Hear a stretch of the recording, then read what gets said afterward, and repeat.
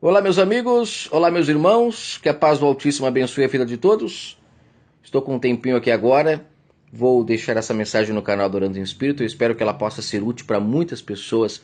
Eu tenho certeza que essas mensagens estão trazendo muita paz e libertação no entendimento de muita gente e que assim continue. Estarei dando sequência na leitura do livro de João, não me esqueci, mas eu quero aqui hoje deixar uma leitura sobre 2 Pedro, capítulo 2, que é um livro incrível, esse livro de Pedro. E aqui Pedro traz algumas informações incríveis sobre os falsos mestres que surgiriam e enganariam a muitos. Falsos mestres que Paulo também comentou lá em Atos 20, né? Não é coisa do tempo presente, é algo que já acontecia na velha aliança e na nova aliança também, infelizmente, adentraram muitas pessoas trazendo engano, né, para a mente da humanidade. Precisamos entender como é que se enganava na velha aliança e como é que se engana na nova aliança, né? Porque quando você separa as duas coisas, isso fica lindo de você compreender.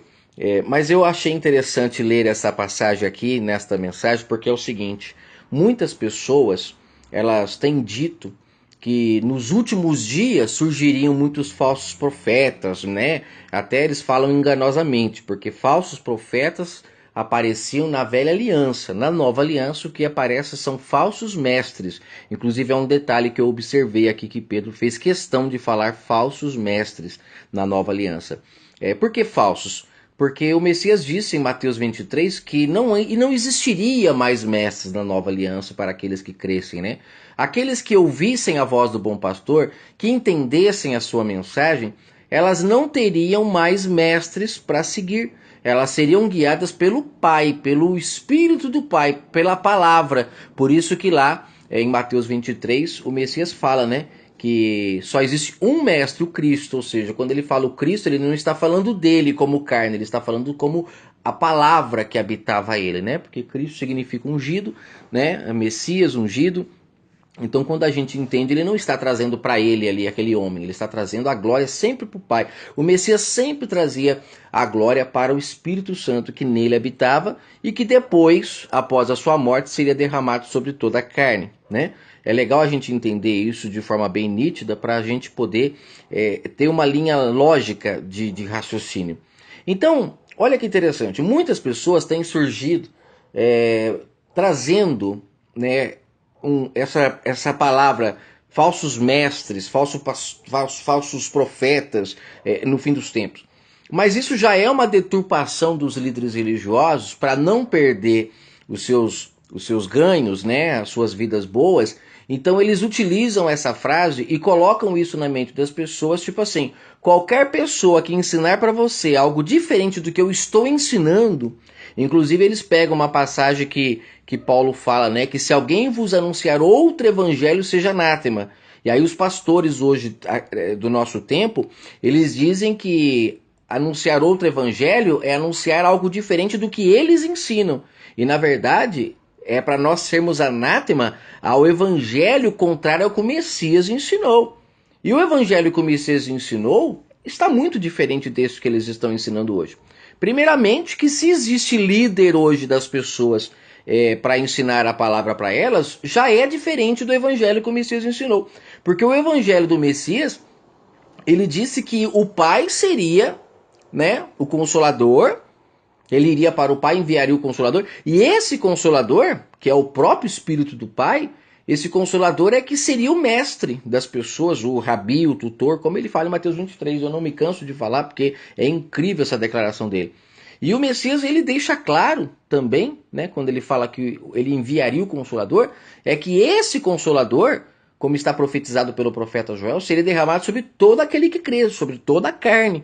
Então, e Pedro afirma que isso começou a acontecer em Atos 2, e aquele que cresce continuaria recebendo o Espírito do Pai para dominar a sua vida, para ser o seu guia, né? É aquela vozinha que fala com a gente o tempo todo o que fazer, o que não fazer. Quando a gente dá ouvido a ela, você pode ter certeza que você encontrará a paz, porque você percebe que sempre que você faz alguma coisa errada, aquela voz que eles chamam de consciência, né? Você vai ouvir e você vai ser chamado a atenção. Isso é o Espírito do Pai nos alertando sobre o que devemos fazer ou o que não devemos fazer. Né? Quando você fica devendo para alguém, aquela voz que fala pague, pague, pague, é o Pai falando. Algumas pessoas já nem ouvem mais essa voz, de tanto que a negaram, ela vai diminuindo o volume dela a chegar ao ponto que você não a ouve mais. Mas aquele que ainda tem a capacidade de ouvir essa voz, ela ainda tem a capacidade de andar nos caminhos que o Pai quer. Né? E com isso não precisava de que ninguém ficasse ensinando um para o outro o que tem que fazer. Por quê? Porque as pessoas ouviriam a voz do Pai. Né? Paulo fala isso em Hebreus 8, né? Que aqueles que fazem parte da nova aliança, do novo pacto, eles não precisam de que ninguém fique lhes ensinando nada. Né? Por quê? Porque é o próprio Espírito do Pai que lhe ensina todas as coisas. Hebreus 8. Se você acredita que você faz parte da nova aliança, então você tem que entender que você tem que ser guiado pelo Espírito do Pai e não pelos homens. Então esse evangelho que está aí hoje, né, com hierarquia, negando o que o Messias falou em Mateus 20, né, que são entre os ímpios. O que é ímpio? Sempre entre aqueles que não têm piedade, não têm amor ao próximo. O Messias fala, são entre esses que existe hierarquia. Ele fala que entre os nascidos do Espírito, ou seja, entre vós, ele se referindo aos discípulos, vós sois todos irmãos. Então não existe mais hierarquia. Existiu na velha aliança, porque o povo na velha aliança não tinha o Espírito do Pai para dominar a vida deles. Então existia hierarquias para dominar o povo, como Paulo disse em Efésios 4, né, quando ele fala que o Pai ele deu uns para pastores, outros para profetas, ele deu outros para mestres, para quê? Para que o povo na velha aliança não se perdesse, porque eles não tinham a presença do Espírito Santo. Então o Pai ungia algumas pessoas com essas funções, para que essas pessoas pudessem tomar conta da vinha, né? Que o Pai chama de vinha lá em Marcos 12, ele arrendou para os lavradores e ele deu para esses lavradores talentos, como eu já falei na parábola dos talentos, Mateus 25, né? Ele deu um talento para um, deu 2 para outro, 5 para outro, que a gente pode chamar pelos nomes de pastores, de mestres, profetas. Cada uma dessas hierarquias, né, era um talento que o Pai dava, cada um conforme a sua capacidade, para administrar a vinha do Pai na velha aliança, porque o Pai não se fazia presente. O Messias deixa claro isso nas parábolas dele, quando ele falava que um homem veio, arrendou uma vinha, saiu de viagem, né? Ou seja, o Pai, ele se ausentou, ele deixou na mão dos lavradores para tomar conta da vinha e colocou lá o lagar, que eram as leis do Pai, para poder eles praticarem essa lei, ensinar essa lei para o povo. Então existiam essas hierarquias. Já na nova aliança, isso cai por terra como um cargo e aí se torna dons, para que as pessoas possam agora exercer isso, não mais como dominação uns sobre os outros, porque nós passamos a ser todos irmãos, mas sim no momento de precisão, você ali, se você puder guiar uma pessoa a um caminho correto, se ela está indo por um caminho errado, você vai guiá-la, mas como um dom, não mais como um cargo, né? Você não recebe o título de profeta mais na nova aliança. Você pode em algum momento falar uma palavra para uma pessoa que vai trazer refrigério para ela, que vai mostrar para ela que ela está errada, mas tudo como um dom, não mais como um cargo. Então é necessário entender que isso que está aí hoje é uma tremenda de uma apostasia e foi predito por Paulo que isso aconteceria. Lá em 2 Tessalonicenses 2, Paulo fala que o povo, por preferir o engano, né, o Pai deixaria o povo ir pelo caminho do engano para que os sinceros se salvassem, né, e para, né, que o povo pagasse, porque não quiseram ir pelo caminho da verdade, não quiseram obedecer o plano do Altíssimo, não quiseram ter o Messias como seu único pastor, como ele mesmo diz em João 10, que na graça, em João 10,16, ele seria o único pastor, aonde ovelhas de dentro do aprisco e de fora do aprisco lhe seguiria. Ele não fala que são todas, ele fala que algumas de dentro do aprisco, que era Israel, como nós sabemos que existiu, né? A mulher samaritana, tivemos Zaqueu, tivemos os próprios discípulos e tantas pessoas que a Escritura não menciona, mas fora do aprisco também tivemos muitas pessoas que o seguiram, né? e o buscaram como a mulher cananeia, que já estava sedenta, esperando pelo pão que seria derramado aos gentios. Temos lá o centurião, que também era gentílico, e já querendo receber do Messias o pão, né? E também tantos outros que não está mencionado, mas que sabemos que são muitos. Por quê? Porque Paulo foi destinado para esse trabalho de ganhar almas no meio do povo gentil, e hoje nós, né, somos frutos de tudo isso. Então eu acho interessante que nós estamos vivendo numa época de uma grande apostasia, onde o que o Messias veio trazer e ensinar está sendo hoje comercializado. As pessoas estão lucrando com aquilo que ele veio trazer, né? Ele veio sendo a materialização, a consumação do plano do Pai, né? Ele veio ali trazendo a realidade das sombras, né? Porque sabemos que a velha aliança ela culmina no Messias, ou seja, o Messias ele é a realização de toda a sombra da velha aliança, né? Sabemos que ele é a pedra que apedreja o pecado, que é a palavra do Pai. Nós sabemos que ele é o pão da vida, nós sabemos que ele é o cordeiro que tira o pecado do mundo, nós sabemos que ele é o santuário do Altíssimo, né? O tabernáculo que habitou e recebeu o Altíssimo em si. Nós sabemos que no Messias tudo se conclui. E quando ele consuma, quando ele diz no madeiro está consumado, nesse momento ele põe fim todas aquelas sombras, aquelas práticas que o povo tinha como um ritual, ele põe fim. Por quê? Porque não haveria mais necessidade de praticar aquilo, porque ele havia checado, né? Se concluiria todas as sombras. Por exemplo, o povo tinha na velha aliança a prática da festa dos tabernáculos, né?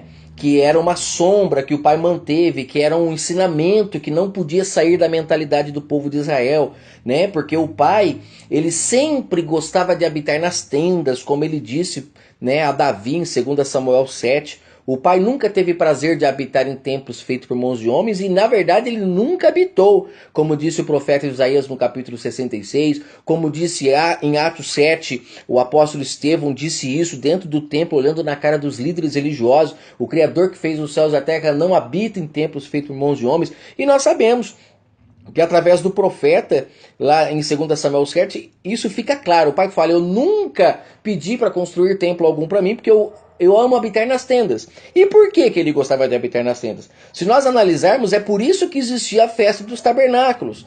Que a festa dos tabernáculos deixava claro que o Pai habitava nas tendas, né? Porque foi o local de moradia do povo de Israel quando foi tirado do Egito.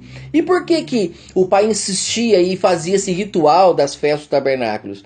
Olha quanta coisa a gente fala antes de poder entrar no contexto aqui. Mas é legal que você tenha essa visão global para você entender o que Pedro está falando aqui. Então assim, o Pai ele mantém o povo com esse ritual anual das festas dos tabernáculos para o povo não esquecer que ele amava habitar nas tendas. E o que representava essas tendas? Antes do homem pecar, do homem cair, o Pai habitava no entendimento do homem. Né? Nós temos lá no livro de Gênesis o relato de que o Pai diariamente falava com Adão, diariamente falava com Eva, ou seja, e aonde ele falava com essas pessoas? Ele falava no entendimento, vem de tenda, entenda, né? Ele habitava. Quando o homem ele dá lado pro seu lado carnal, né? O Pai passa a não fazer morada mais no seu entendimento. O homem se torna pagão. O seu entendimento se torna sem a presença do Pai. E ele passa agora a ser carnal, né? A praticar os frutos da carne, não dar ouvido mais à voz do Espírito. No meio dessa história toda, como eu já gravei em alguns áudios, né? O Pai encontra Abel, que ainda ouvia sua voz e morreu sendo justo. O Pai encontra Noé. O Pai encontra, inclusive Noé, Pedro comenta sobre ele aqui em 2 Pedro 2. O Pai encontra, no meio dessa história toda, o Pai encontra Abraão, né? O próprio Ló também aqui, 2 Pedro 2, Pedro comenta sobre Ló, que o Pai livrou ele de pessoas que estavam pagãs, né, com a mente sem a sua presença. Ló era temente ao Pai. O Pai encontra, no meio dessa história toda, Moisés, ele encontra várias pessoas. E depois de Moisés ali, quando o Pai tira o povo do Egito através de Moisés, Aí que começam os rituais que o pai estabelece para Israel. E para quê? Para que eles não esquecessem e tivessem como sombra no seu entendimento que o pai habitava em tenda. Por isso que existiam os rituais anual. E aí quando vem o Messias e o pai passa a habitar o seu templo, que era o Messias, em Malaquias 3 isso está escrito, que o pai habitaria o seu templo, e o Messias ele foi chamado de santuário no livro de João, quando ele fala, destruam esse templo de pedra que eu levantarei o verdadeiro templo, e lá fala que ele se referia ao seu corpo, ao seu santuário. Então o Messias, ele foi o primeiro homem a receber o Espírito do Pai sem medida, como está escrito no livro de João, acho que no capítulo 3. Ele recebeu o Espírito do Pai sem medida. Ele não recebeu 1 talento, 2 talentos ou 5 talentos, conforme a sua capacidade. Não, ele recebeu tudo. Ele recebeu de forma plena o Pai. Então, quando isso acontece, acaba-se as sombras das festas dos tabernáculos. Porque o Pai encontrou um templo que pudesse recebê-lo de forma plena. E quando o Messias ele morre no madeiro, depois disso, quem crer em suas palavras, porque as palavras do Messias geravam vida, geravam luz nas pessoas. Antes de ele vir ao mundo, não existia ninguém que falava o que ele falava. As pessoas não tinham conhecimento dessas palavras que ele dizia, né? As suas palavras geravam vida. Quem cresce já estava salvo. Por isso que fala lá no livro de João, né? Quem crê em mim não é condenado. Porque quando você crê nas suas palavras e as pratica, você estará vivendo em luz, né? Não mais em trevas. Então, foi através do Messias, por isso que Paulo fala em Hebreus 1, que no passado o Pai falava pelos profetas. Mas o que os profetas falavam era muito pouco perto da sublimidade do que o Messias falava. Então Paulo fala que agora no presente e no futuro ele falaria pelo Filho, porque as palavras do Filho eram muito mais poderosas, eram cheias da presença do Pai. Você está entendendo?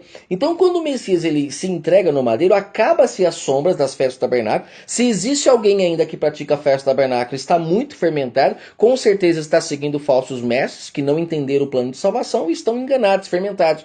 E a partir do madeiro, esse Espírito do Pai, que antes não habitava no entendimento do homem, porque o homem estava carnal, estava tendo que depender de leis externas para tentar obedecer ao Pai. Paulo chama em Gálatas 4 essas pessoas de filhos escravos. Quando chega no madeiro, o Messias fala, agora quem crer em mim, como ele diz, né, para os discípulos, ide por todo mundo agora, anunciai o que eu ensinei, e batizai a todos que crerem. Quem crer e for batizado será salvo. Então aqueles que recebessem... Aqui, deixa eu vir aqui para dentro aqui que a minha esposa chegou. Aqueles que recebessem, né, o que ele falava, eram salvos, recebiam o Espírito do Pai e se tornava também o seu tabernáculo, o seu santuário. Por que santuário? Porque se tornou santo, assim como o Messias o era. Olha que coisa linda. E não só a festa do tabernáculo, que era uma festa, que era uma sombra, mas todas as festas que existiam na Velha Aliança, como a Páscoa, por exemplo, que se matava um cordeiro, né? Quando vem o Messias e eles matam ali o Messias ali estava representando e cumprindo a festa da Páscoa que o Pai instituiu lá na saída do Egito. Quando vem o Messias e eles matam ele, ali é a prova clara de que se cumpriu aquele ritual. Então, na nova aliança, não é necessário mais você ficar praticando Páscoa nenhuma fisicamente. Por quê? Porque Paulo mesmo disse, renovai o vosso entendimento. Por que Paulo diria essa frase para renovar o entendimento? Paulo não era um falso mestre. Paulo havia entendido que após o madeiro não existe mais obras da lei, não existe mais obras físicas que nós podemos fazer para agradar o Pai. Por isso que ele chega a dizer em Efésios 4 que ninguém é salvo pelas obras. Essas obras são as obras físicas. Por quê? Porque o Pai é espírito. E o Messias deixou claro à mulher samaritana que nós devemos buscá-lo de forma espiritual e não de forma física mais. Isso durou até o madeiro. E no madeiro, no Messias, se conclui todas as sombras necessárias. Desde a pedra que era utilizada para apedrejar as pessoas, no Messias se cumpre. Ele veio sendo, inclusive ele mesmo disse que ele era a pedra de esquina. Né? Paulo acho que fala, né, que o Messias era a pedra de esquina. Ele era a pedra de esquina. Ele é por quê? O que é a pedra fundamental, chamado de esquina ou fundamental? A pedra fundamental em uma construção, ela é aquela pedra que você coloca para inaugurar uma construção. Então o Messias, quando fala que ele é a pedra de esquina, é porque ele veio sendo a primeira pedra do templo espiritual do Pai. Ele veio sendo a primeira pedra, a pedra fundamental. E todas as pessoas que creem no que ele falou são construídas sobre ele, se tornam um alicerce. As pessoas começam a ser construídas como um templo para o Pai. E ele habita dentro agora desse templo, dessas pessoas. Não é mais um tijolinho de pedra, não é mais uma pele de animal, mas sim o corpo humano, é a mente humana. Na velha aliança, dentro do tabernáculo, tinha lá a Arca da Aliança, que o povo venerava, porque o Pai habitava dentro da arca, mas na nova aliança já não existe mais a Arca da Aliança. Se você vai num lugar e você vê uma Arca da Aliança lá, você está seguindo falsos mestres, porque na nova aliança, a Arca da Aliança agora passou a ser o nosso entendimento, morada do Altíssimo, porque agora a lei do Pai está em nós, como Paulo afirma em Hebreus 8, o livro todo de Hebreus Paulo fala sobre isso, né? O maná que antes ficava na arca, agora é o pão vivo, que é o próprio Messias, que ele diz, quem comer de mim nunca mais terá fome, né? Que é o seu pão agora, não é mais o maná, é o pão dele que está em nós, e recebemos também o cajado, porque agora somos feitos sacerdotes através do Messias. Ele nos comprou essa autoridade. Por que somos feitos sacerdotes? Porque na velha aliança não era o sacerdote que falava com o Pai pelo povo. Na nova aliança, quando você crê no que o Messias falou, você se torna sacerdote, né? Onde você agora tem acesso ao trono do Pai diretamente, não precisando mais de outros sacerdotes. Então isso é lindo e é maravilhoso. Então por que eu estou fazendo todo esse resumo aqui para falar sobre o que Pedro comenta aqui no comecinho do livro de Pedro? Para você entender que esses homens que estão aí hoje que são esses falsos mestres, que deturparam tudo, que se colocam como líder, que tem hierarquia entre eles, eles têm dentro do templo religioso as pessoas que estão abaixo deles, tem as pessoas que estão acima deles, né, que começa desde lá do arcebispo e vem descendo até o diácono da igreja, ou seja, é tudo uma hierarquia que eles respeitam. Para quê? Para poder ter ordem ali aquele sistema, como numa empresa, né, que tem o porteiro, tem o administrador, tem o cara lá que é da finança, tem o cara que é o cara que toma conta lá, que limpa. Então é uma empresa, né? Mas quando a gente entende que isso tudo é uma apostasia, a gente tem a oportunidade de sair disso. E olha só, Pedro ele fala assim, houve no passado falsos profetas, porque no passado existiam profetas, mas ele fala, entre vós haverá falsos mestres. Olha aqui como que ele muda. Por quê? Porque Pedro entendeu que no futuro não existiria profeta mais. Os profetas duraram até João, como o Messias deixou claro em Lucas 16. Quem não conseguiu entender isso está fermentado ainda por esses falsos mestres. Então, haverá entre vocês falsos mestres, pessoas que se colocarão como mestres sem ser, porque não aceitaram o Espírito do Pai como seu mestre. Então, seguirão a homens. Aí ele fala, esses falsos mestres introduzirão encobertamente heresias destruidoras, enganando, negando, né, até o Messias que os resgatou, trazendo para si mesmo, repetindo a destruição. E como é que você nega o Messias? Quando você se coloca como líder das pessoas, você está negando ele, porque você não deixa ele falar com as pessoas, é você que fala. Quando você pratica rituais físicos para tentar se chegar ao Pai, sendo que o próprio Messias foi a consumação de todos os rituais físicos para que agora as pessoas recebessem a vida em abundância e não ficassem mais presos através de rituais. E quem lucra com os rituais hoje são os líderes religiosos, né? O Messias disse, vocês me matarão para viver da minha herança. E o que é a herança do Messias, senão esses rituais todos que foi instituído na velha aliança? Esses rituais não era para ter seguido depois do Messias, mas eles fazem até hoje e dizem que se você não fazer, você não é salvo. Como se a salvação dependesse de ritual, né, gente? Salvação não depende de ritual, mas eles trazem por quê? Porque se as pessoas não praticarem mais essas coisas e entenderem que tudo isso se concluiu e que hoje nós precisamos apenas amar uns aos outros, esses homens perdem os seus lucros, perdem a maneira de manipular, eles perdem a coleira. Então, é necessário meter o pé mesmo e, como disse o Messias, empregar força para entrar no reino, porque senão você não entra, porque esses homens eles manipularam tudo o que o Messias trouxe para viver da sua herança. E o interessante é que ele fala aqui no verso 2, ó, muitos, não são poucos, seguirão as suas dissoluções, e por causa deles será blasfemado o caminho da verdade. Quantas pessoas, como eu gravei no áudio, elas chegam em casa para ouvir Deus falar e abrem a Bíblia. E ali elas acreditam que Deus está falando. E o dia todo que o Espírito do Pai tentou falar com ela no entendimento dela, tentando ajudá-la a não cometer tantos pecados o dia todo, ela negou a voz do Pai. Por quê? Porque ficou acreditando que só ouve a voz do Pai quando se abre o livro Bíblia. Quantas pessoas esperam uma vez no mês para ir na igreja para tomar uma ceia, que é um copinho de vinho e um pedacinho de pão, e depois o restante do mês inteirinho eles deixam de participar da verdadeira ceia, que é ouvir a voz do Pai e praticar a sua vontade. Aí ela fica achando que está em pecado, né? Quando não vai lá e não toma o pãozinho, não bebe o vinhozinho.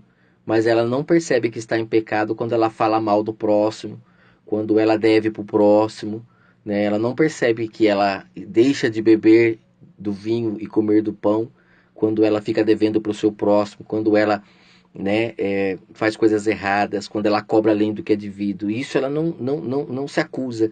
Por quê? Porque está fermentada pelos falsos mestres. Aqui fala que muitos seguirão. Olha as igrejas todas lotadas. Verso 3. Esses homens são movidos por ganância. Eles falam palavras fingidas. Eles farão das pessoas negócios. Mas a condenação deles, dos quais já de largo tempo não tarda, e a sua destruição não dormita. Eles serão destruídos, desmascarados, como o Pai já está levantando muitas trombetas para desmascarar esses homens. Verso 4. Porque se Deus não poupou os anjos quando pecaram, né, e aqui quando fala anjo a gente pensa que é lá no Éden, né, mais um fermento dos líderes para manter o povo com medo de um diabo, né, que luta para afastar o povo do Criador do Universo, quando na verdade esses homens, como disse Judas lá no capítulo 1 de Judas, Judas fala que esses homens não sabem o que dizem quando eles falam do diabo, porque precisa entender qual é a função que o diabo tem na história toda para você não blasfemar, não falar mal contra aquilo que você não sabe. Nem os anjos ousam falar mal do diabo. Já esses homens, eles usam o diabo para ficar rico, para colocar medo nas pessoas, tudo por engano. Então aqui fala que nem os anjos o Pai poupou. Quem são esses anjos? São os lavradores, homens que o Pai chamou para cuidar da vinha. Eram chamados como anjos esses homens.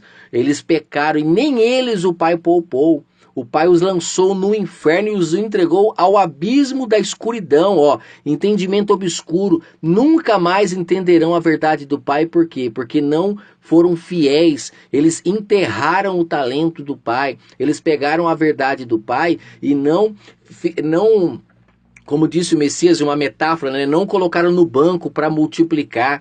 E esse não colocar no banco não é o banco físico, é você aplicar o seu entendimento em compreender as leis do Pai. E eles foram perdendo, a cada geração que ia nascendo desses homens, ia nascendo uma geração menos conhecedora da verdade. Por isso que quando veio o Messias, o noivo, essas pessoas não reconheceram. Por quê? Porque estavam com a mente obscurecida, estavam na escuridão, nas trevas. E aí o Pai reservou para essas pessoas o juízo, porque não deram valor nos talentos. Agora aqueles que mesmo com 2 talentos, foi fiel, mesmo no pouco, né? Na época que o Pai ainda não habitava de forma plena no ser humano, eles foram fiéis à palavra do Pai. Aí o Messias disse, sobre o muito colocarei vocês.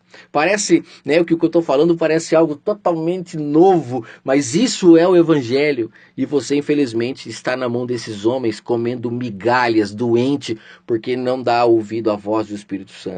Verso 5. E não poupou o mundo antigo. O Pai não poupou o mundo antigo, porque as pessoas preferiram o engano, embora preservou a Noé. Por que preservou a Noé? Porque o Noé tinha fé, ele ouvia a voz do Espírito, ele era pregador da justiça, com mais 7 pessoas a trazer o dilúvio sobre o mundo dos ímpios, pessoas que não tinham piedade. Se reduzindo a cinza as cidades de Sodoma e Gomorra, condenou-as à destruição, havendo-as para exemplo aos que vivessem em piedade. Olha só, o Pai não poupou Sodoma e Gomorra, as condenou à destruição para que servisse de exemplo para as pessoas que são ímpias, né? Mas ele livrou o justo Ló, como eu já falei, né? Que o justo Ló é uma pessoa que ainda buscava o Pai em espírito, então o Pai vai lá e o livra, né? Daqueles perversos que viviam na sua época. Verso 8, porque este justo, habitando entre aqueles perversos lá de Sodoma e Gomorra, por ver e ouvir, né, o que eles falavam, ele afligia todos os dias a sua alma justa com as injustas obras daquelas pessoas. Olha só, o Pai livrou Ló lá de Sodoma e Gomorra, porque Sodoma e Gomorra o povo era ímpio, né? Eles não tinham piedade, não amavam uns aos outros, eram pessoas que se prejudicavam uns aos outros, que é mais um fermento que eles dizem que lá era terra de prostituição. A prostituição lá era prostituição mental, estavam prostitutos aos olhos do Pai, estavam seguindo a Babilônia, não tinham amor ao próximo, não conseguiam ouvir a voz do Pai, estavam pagãos. E Ló, que tinha a luz do Pai no seu entendimento, afligia sua alma todos os dias pelo que ele ouvia e pelo que ele via, né, por causa das obras daquelas pessoas que não tinham a presença do Pai e praticavam o que o Pai não gostava, que era impiedade, que é falta de amor ao próximo.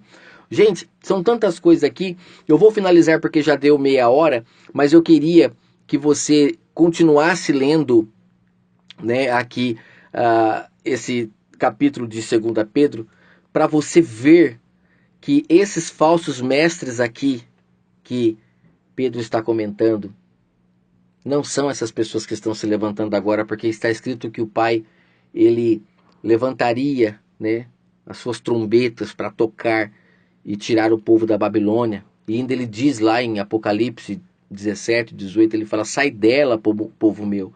E como é que ele incentiva o povo a sair? Através dos seus mensageiros, que ele manda, que ele dá entendimento para falar e tirar o povo do engano. Mas aqueles que preferem ficar debaixo dos falsos mestres, homens, como está escrito aqui, ó, que são movidos por ganância, que lançam campanhas utilizando histórias da velha aliança como Ana, Sara, Abraão, homens que utilizam correntes, né? Como eles falam nas igrejas, é corrente, você faz 7 semanas de campanha, tudo isso é para tirar dinheiro do povo, porque toda vez que você vai, você tem que dar sua oferta, você tem que dar seu dízimo. Eles estão interessados apenas no seu próprio ventre, ó, são movidos pela ganância, usam de palavras fingidas e fazem as pessoas de negócio através das escrituras, através da herança do Pai. E o Messias deixou claro: vocês me matarão, em Marcos 12, e viverão da minha herança. Eu tenho dó de que muitos que estão vivendo da herança do Messias hoje estão vivendo porque são cegos que foram guiados por cegos e não têm um pingo de vontade, muitas das vezes, de querer enxergar a verdade. Às vezes a verdade chega e eles negam. Por quê? Porque suas ganâncias são maiores. Tem um templo com 100, 200, 500 membros dando dízimo, oferta. Você acha que é fácil para uma pessoa dessa abandonar tudo isso para de fato servir ao verdadeiro pastor? De fato buscar o Pai em espírito e não querer ser líder mais de ninguém? Você acha que é fácil abandonar a glória dos homens? É muito difícil. Mas você que tem essa coragem, abandone hoje esses falsos mestres. Abandone hoje essa apostasia que está aí em nosso tempo, onde as pessoas não compreenderam o plano de salvação do Pai, estão sendo guiados por homens e não pelo Espírito do Pai. Abandone enquanto é tempo, porque o Pai está chamando. Que o Eterno abençoe sua vida. Continue lendo aqui 2 Pedro 2, para que você possa ver como que o nosso Pai é maravilhoso, como que ele deixa evidente a sua vontade, o seu desejo para a humanidade. Olha, ele chega a falar aqui no verso 17 que esses homens que ensinam o engano são fontes sem água. Ou seja, eles se dizem representantes do Pai, mas não tem um pingo do Espírito Santo. Falam de suas próprias bocas. São homens conhecedores da letra, né? E aí ele fala: são névoas levadas por uma tempestade, para os quais está reservado o negrume das trevas. Porque falando palavras arrogantes de vaidade nas concupiscências da carne, engodam com dissoluções aqueles que mal estão escapando aos que vivem no erro, ou seja, estão enganando as pessoas que estão no erro por causa de suas vaidades, suas arrogâncias, prometendo-lhes liberdade quando eles mesmos são escravos da corrupção, porque de quem um homem é vencido, do que mesmo foi escravo. Ou seja, são filhos que ainda não são guiados pelo Espírito do Pai, ainda são escravos e querem prometer liberdade para as pessoas. Como você vai prometer liberdade para pessoas se você mesmo ainda é escravo? Ou seja, gente, ó, vai até o verso 22. Leia. Aqui, ó, ele fala, ó, era melhor que essas pessoas não tivessem conhecido o caminho da justiça, do que conhecendo, desviaram-se do santo mandamento que lhes fora dado. Buscar o Pai em espírito, praticar o amor ao próximo, só isso. Esse é o verdadeiro evangelho.